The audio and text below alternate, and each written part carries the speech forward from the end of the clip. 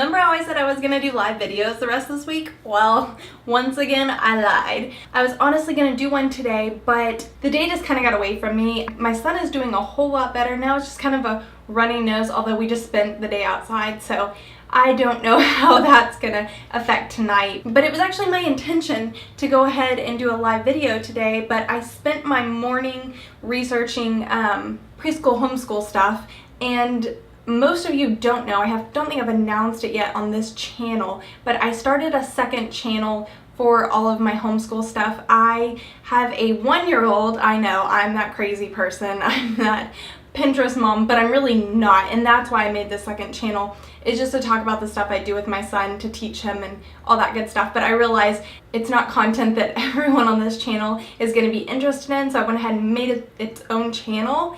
And honestly, I've been kind of dropping the ball on it. I've only got 2 videos up and I have not posted one in 2 weeks. I feel really bad.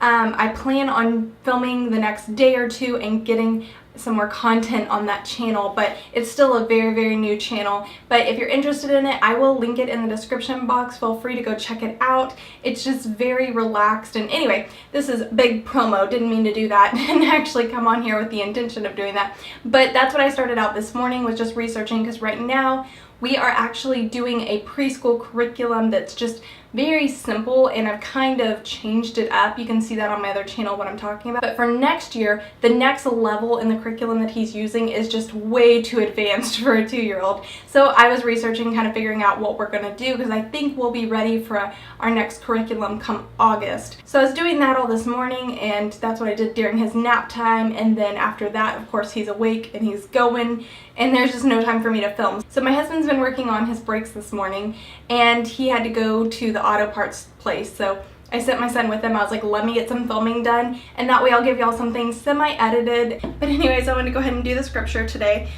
This video can't be very long because I want to get it edited before they get back from the auto parts. Today's scripture is Psalm 18:27. You rescue the humble, but you humiliate the proud. Wow, I don't know that I have ever heard that scripture like that, or just like singled out. That's brutal. I mean, it's fair, it's just, but that's a toe step in scripture. Like, keep that one in mind. That one's when you stick it in your back pocket, and when you feel that little prideful spirit sneaking up, you're like, do I want to be humiliated? Do I want to risk humiliation? That's a good way to combat pride. Do I want to risk humiliation? Is it worth it? I guess I was going to tell you guys a little bit more about this week. I feel like I owe you guys an explanation as to why my channel's just been a mess this week. The last couple of weeks have just been crazy with my husband's work schedule and my son, and between stomach bugs and allergies and teething, it's just been a lot on me. And honestly, I did not start this channel, I know I've said this before, I did not start this channel to do anything other than be obedient to what I felt like God had called me to do.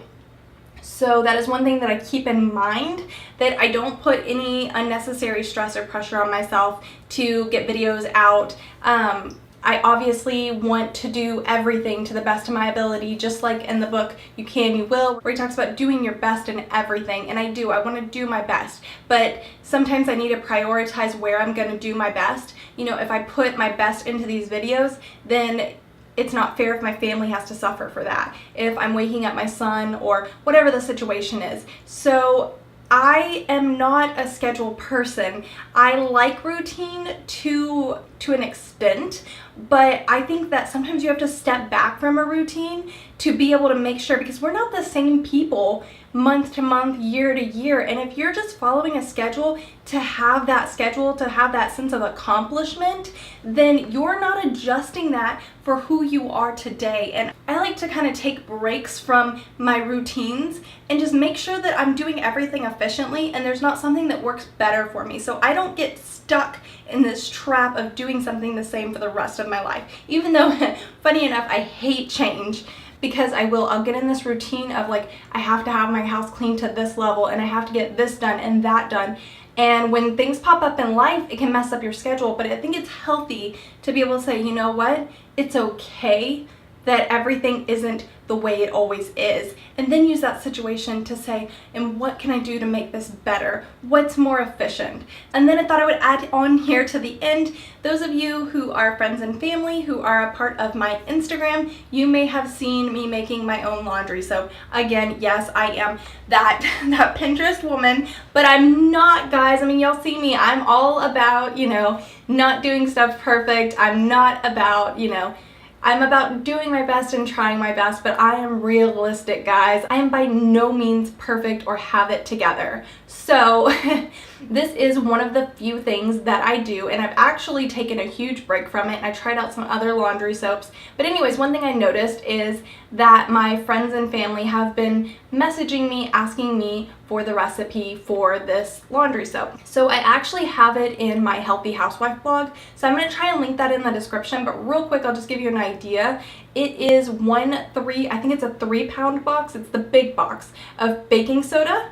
It is the box of borax, a box of washer soda, it's a tub of OxyClean, and it is a box of Zote flakes. It's only half of a box of Zote flakes, and it is 1 container of scent beads. So I use the Downy scent beads. I think the original recipe I found on Pinterest, which I don't know what happened to it. I might be able to find it and try and link that down in the description box as well. But I think they actually use the Purex, is it Purex? Puro? I think it's Purell. I think it's Purex scent crystals.